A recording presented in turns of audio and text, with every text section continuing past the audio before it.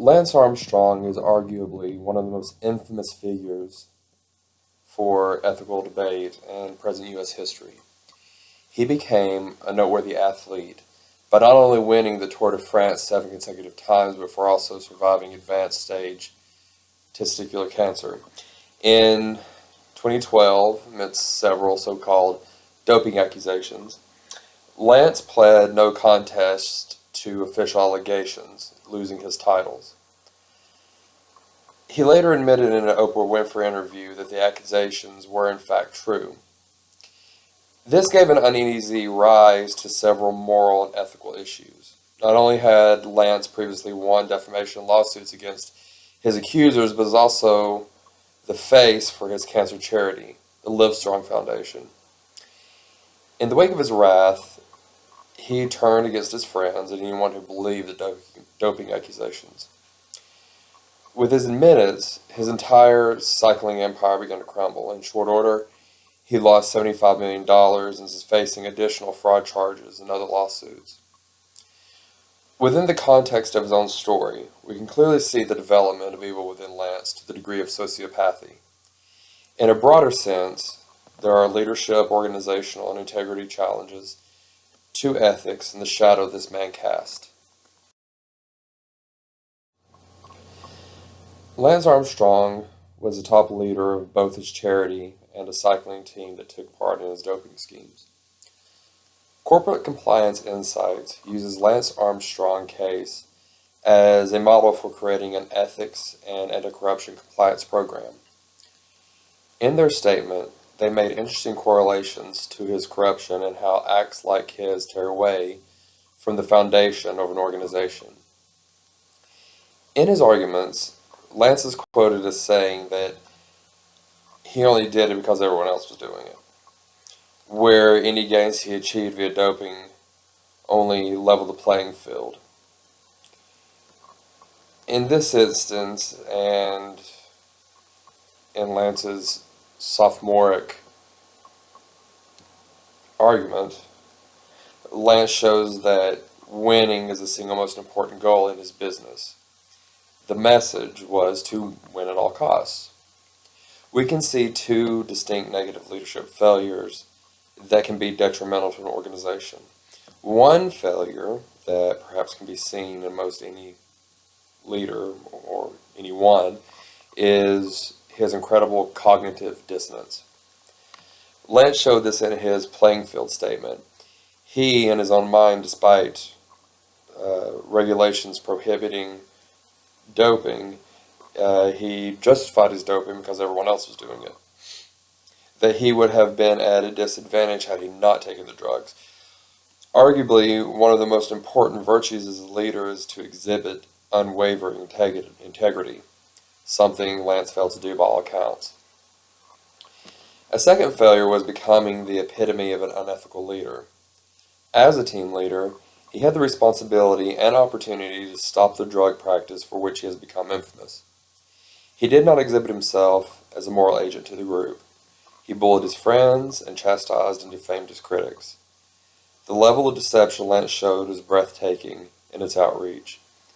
To be an effective leader, one must create an ethical climate to the organization that he leads and dissuade immoral behavior within the community. Simply put, the organizational culture that leadership creates must, at minimum, align itself to societal norms of morality and ethics. Lance Armstrong created a group culture with the U.S. Postal Service cycling team that considered doping to be a normal part of being a competitor. He treated the USADA inspections as games, and each cyclist during this period played the role of an amoral individual. These players were well informed and knew that their conduct was inappropriate, yet they continued to play the game. Armstrong, being the ringleader, bullied his teammates into making unethical decisions and playing these games. Armstrong's influence was so far-reaching that while his cycling teammates routinely used tactics to get around inspections, so too did he, by paying off inspectors and doctors to assist in covering up the use of performance-enhancing drugs. Armstrong hired private planes to ferry the team to other countries when providing samples. The team used offshore banks to hide payments and stored blood in hidden refrigerators. The strategies employed by Lance Armstrong and his teammates were sophisticated and methodical. They delayed the inspection process by providing information much too late for the inspection to occur. Thus, it needed to be postponed. They made last-minute improvements so that inspectors had to go back and revise any sanctions that might be on the way. And this would cause further delay. They would send different representatives who used different approaches so that the inspectors were continually caught off guard.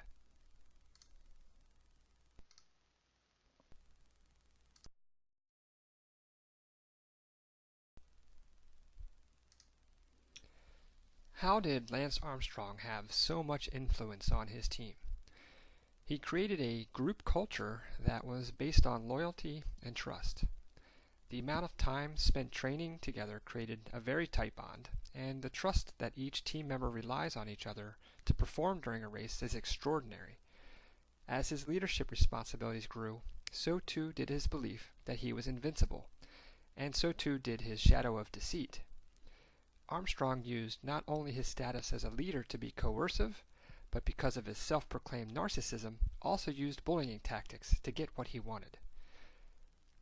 The culture that Armstrong created was considered normal, and most riders didn't think they were doing anything wrong.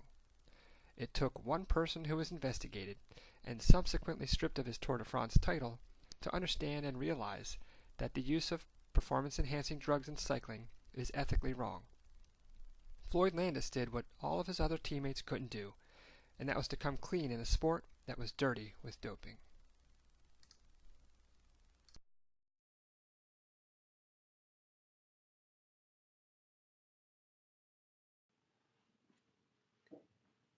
Unethical behavior can be contagious, especially when individuals exhibiting the unethical behavior are role models in society.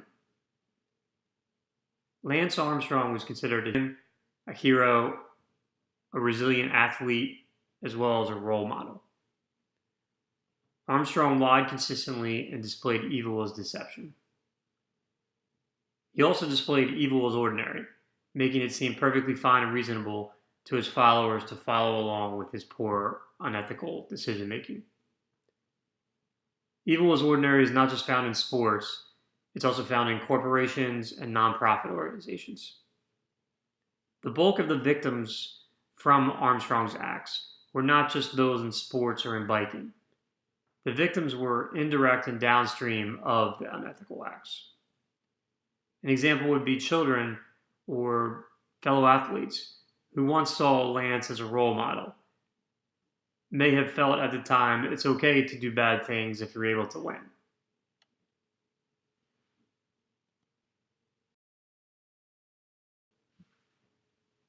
In the chart, I'm comparing two other cases outside of sports to Armstrong.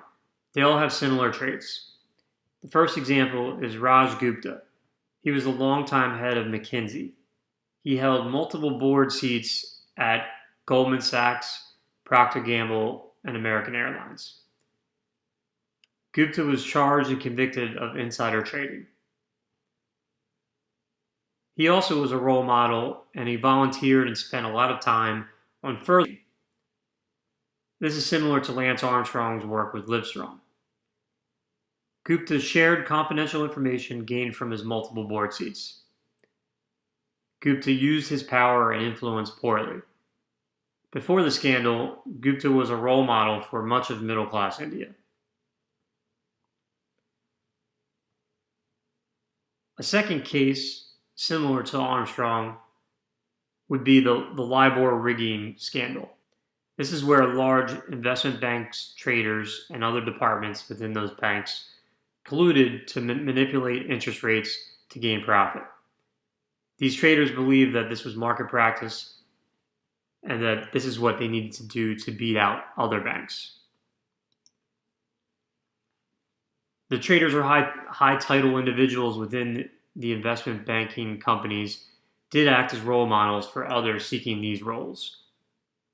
All three cases demonstrated evil is ordinary, evil is deception, and each had an insatiable need to win.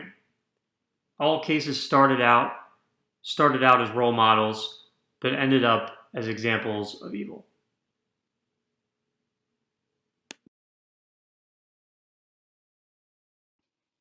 Cycling is a team sport, so is doping, and both have had a long history together.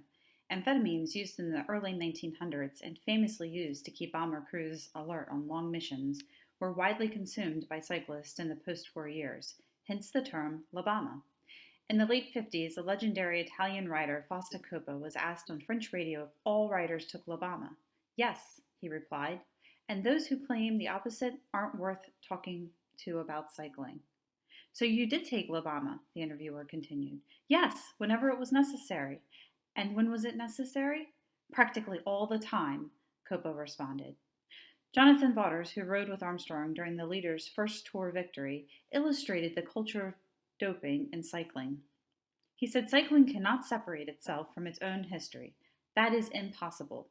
When 100 years ago somebody decided to cheat in the Tour de France, that got the ball rolling. It kept rolling when one rider stopped doping in 1956, 76, 98, or 2006. The fact at one point that that rider who had doped had contributed to the pervasive culture of doping.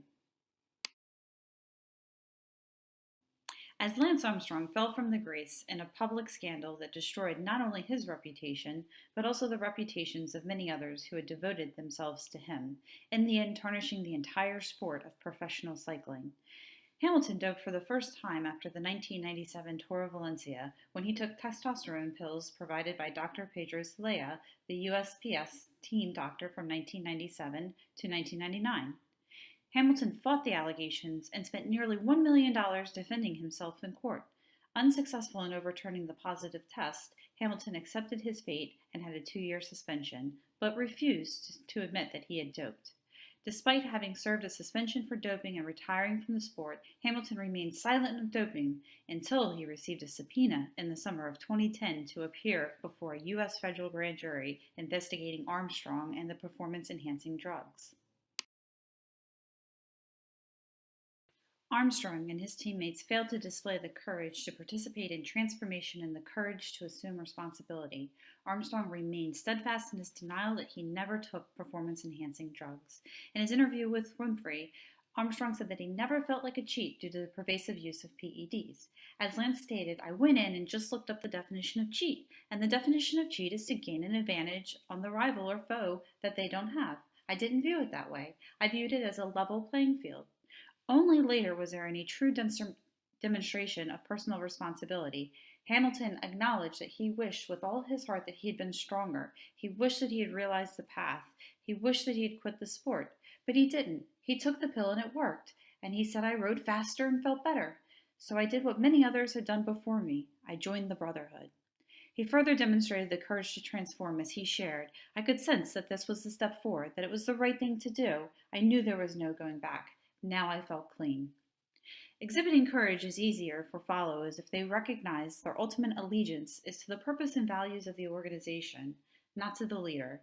As an individual follower, it is important you use your own morals and values as your compass to keep you from losing your way.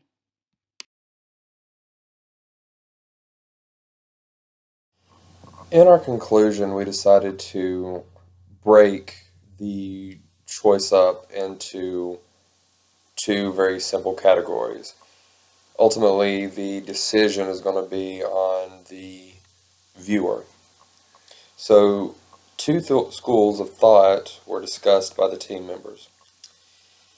In one case, it was considered that forgiveness is the ultimate goal, regardless of the circumstance.